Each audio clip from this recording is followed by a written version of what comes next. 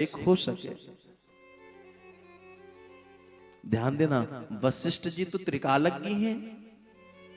उन्होंने अपने नेत्र बंद किए और नेत्र बंद करने के बाद बता दिया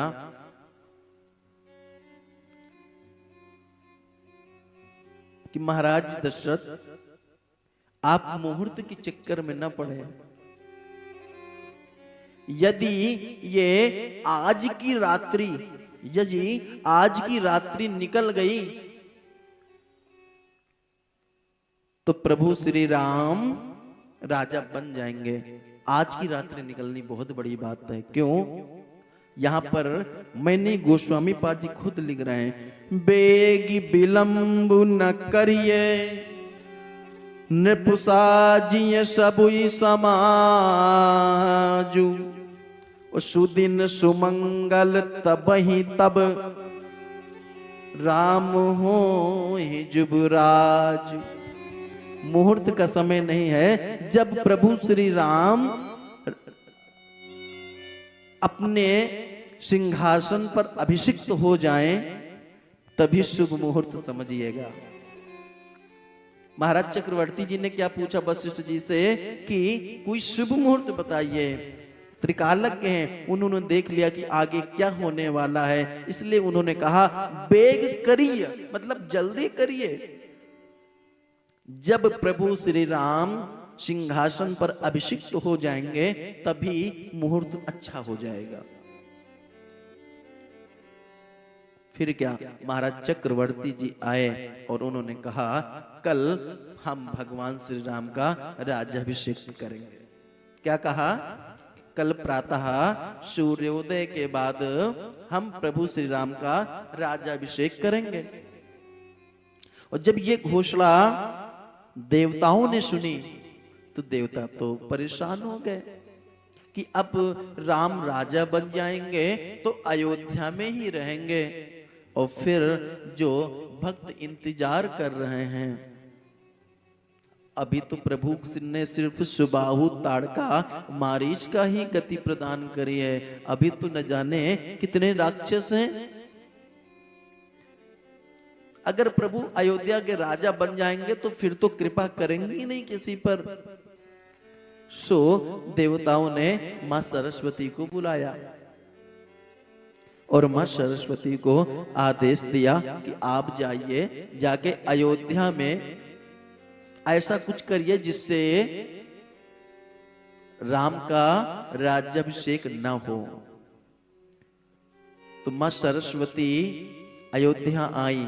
यहां क्या देखती हैं कि हर कोई प्रभु श्री राम के आनंद में डूबा हुआ है। हर कोई प्रभु श्री राम के आनंद में डूबा हुआ है। सिर्फ एक ही प्राणी ऐसा है जिसको राम नाम से कोई मतलब नहीं है, उसे सिर्फ इधर और उधर की पड़ी है। वो कौन है? वो है मंथरा। कौन है? मंथरा कैकेयी के चेरी। मंथरा कौन है? कैकेयी की चेली है, सेविका है। तो मां सरस्वती आई और उन मंथरा पर ही उनके दिमाग में बैठ गई। बुद्धि विकृत हो गई मंथरा की। तो वैसे भी बुद्धि विकृत थी, और ऐसे लोगों की ही बुद्धि विकृत होती है अच्छे समय में। अब इधर सारे नगर में बैठ गया कि कल महाराज दशरथ जी प्रभु श्री राम का राज्याभिषेक करेंगे।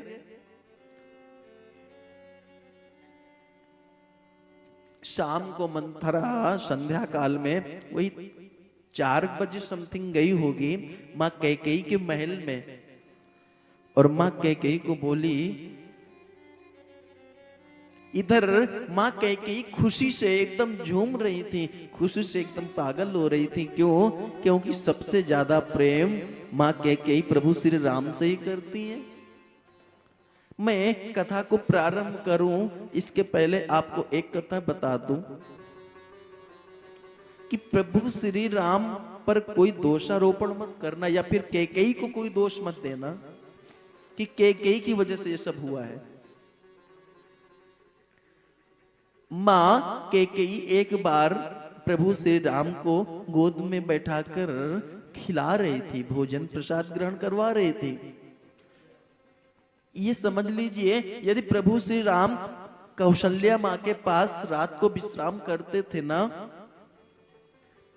तो उठते थे तो रोने लगते थे और माँ कैकेयी के पास जाने की जिद करते थे, सो कैकेयी के पास जाके सो जाते थे।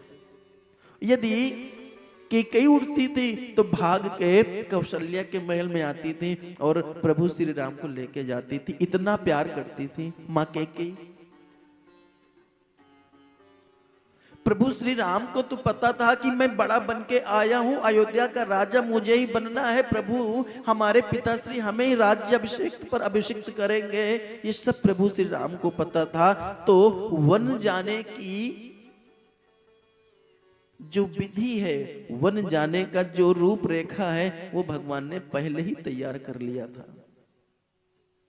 जब माँ कैकेयी की गोद में प्रभु श्री राम बैठे हुए थे, माँ भोजन करा रही थी, प्रसाद पवा रही थी प्रभु श्री राम को, तब प्रभु श्री राम ने एक वरदान मांगा माँ कैकेयी से। प्रभु श्री राम ने कहा, माँ आप मेरे से प्यार करते हो ना?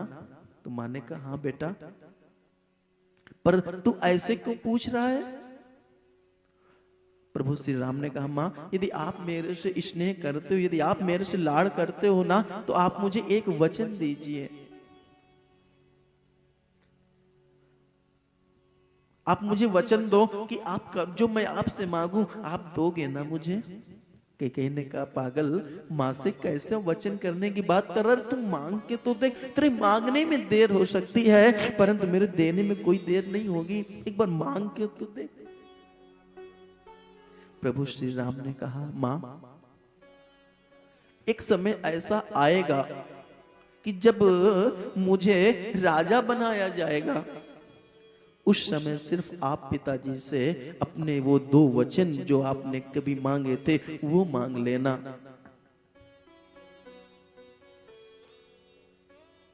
आप कुछ मांगना या मत मांगना, सिर्फ इतना जरूर मांग लेना कि राजा मुझे नहीं, राजा भरत को बनावे और मुझे वनवास दे।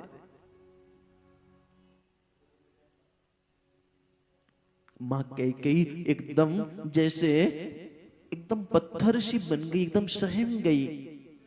कुछ देर तक तो माँ कैकेयी को होश ही नहीं था कि वो कहां बैठी हैं। फिर जब होश में आई तो रोने लगी। बोले, राम अब तुझे पता है बेटा तू क्या बोल रहा है? तुझे पता है कि तूने क्या मांग लिया मेरे से? अगर मैंने ऐसा कर दिया तो भरत पूरा जीवन मेरे को कभी मां नहीं बोलेगा। यदि मैंने ऐसा वरदान मांग लिया तो भरत पूरे जीवन कभी मुझे मां नहीं बोलेगा, कभी मेरे से बात नहीं करेगा। फिर भी यदि मेरे राम को मेरे थोड़े से कुछ करने से यदि प्रसन्नता मिलती है तो मैं जरूर करूंगी बेटा। आज जब मंथरा ने कुछ बातें बताई माँ कैकेयी को, तो ये सब तो सिर्फ एक लीला है, रूपरेखा पहले से ही बनी थी। माँ कैकेयी अपने महल में थी और जाके गोप भवन में जाके बैठ गई। और जब महाराज दशरथ शाम को सायंकालीन के समय में जब कैकेयी के महल में गए तो माँ कैकेयी ने अपने दो वरदान मांग लिए। पहले तो महाराज दशरथ ने अनेक प्रकार से पूछा कि आपके उदासी का क्या कारण है, आप सबको कथा पता है। फिर महाराज जी ने कहा कि रघुकुल की रीति है, प्राण चले जाएं पर वचन नहीं जाएगा, तुम बताओ क्या उदासी है, तुम क्यों, क्या चाहती हो, क्या मांगना चाहती हो। तब उन्होंने अपने दो वरदान रखे कि प्रभु कल श्री राम का राज्याभिषेक आप कर रहे हैं, वो राज्याभिषेक आप राम का नहीं आप भरत का करेंगे और राम को 14 वर्ष के लिए वन का वास देंगे। ये जब दो वरदान सुने ना महाराज दशरथ जी ने, तो महाराज राजा दशरथ जी खड़े खड़े जैसे एक लाठी नहीं होती है, लाठी खड़े खड़े कोई नीचे गिरा दो, तो वैसे महाराज दशरथ खड़े खड़े वहीं पे गिर गए। और मूर्छित हो गए गिर के। सहमे और उठे महाराज दशरथ, अनेक प्रकार से मां कैकेयी को बोला कि रानी तुम कोई और वचन मांग लो। चलो ठीक है, पहला वचन मैं तुम्हारा मानता हूं, मैं भरत को सिंहासन दे दूंगा। राम हमारा ऐसा है कि उसे राज्य का कोई लोभ नहीं है, उसको तो हम लोग जबरदस्ती बना रहे हैं। उसने तो पहले ही कहा था कि पिताश्री हम 4 भाई साथ में जन्म लिए, साथ में बड़े हुए, साथ में खेले कूदे, फिर राज्य अभिषेक मुझे क्यों? उसने तो पहले ही मना कर दिया था। मैंने ही, मेरी मति मारी गई थी कि मैं राम को राज्याभिषेक पे अभिषिक्त करना चाहता था। रानी यदि आप चाहते हो तो मैं भरत को राज्याभिषेक प्रदान कर दूंगा, भरत को राजा बना दूंगा रानी, परंतु ये जो दूसरा वरदान आपने मांगा है, ये वरदान आप वापस ले लो। कैकेयी ने कहा महाराज वरदान आपको दोनों ही देने, क्योंकि आपने प्रण किया है। महाराज दशरथ ने कहा कि अगर राम 14 वर्ष के लिए वनवास चले जाएंगे तो मैं जिंदा नहीं रहूंगा, मैं मर जाऊंगा, मैं प्राण त्याग दे दूंगा। कैकेयी ने कहा महाराज यदि राम वन गए तो आप मरेंगे, यदि राम वन नहीं गए तो मैं मरूंगी।